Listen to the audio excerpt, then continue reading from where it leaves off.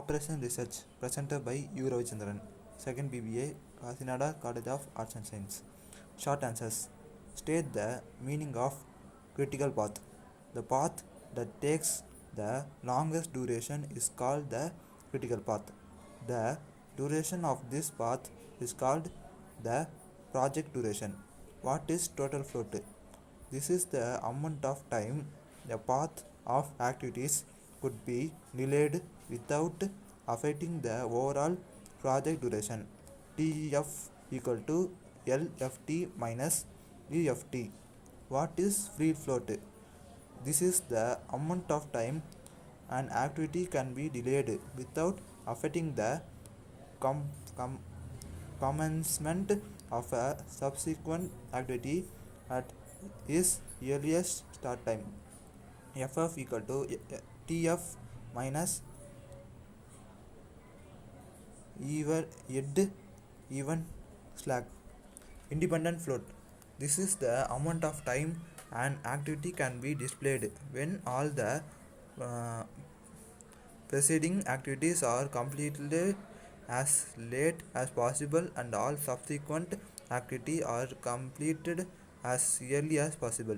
What is network? A network is a diagrammatic representation of various activities concerning a project arranged in a logical manner. Expand. PERT and CPM. PERT program evaluation and review technique. CPM critical path method.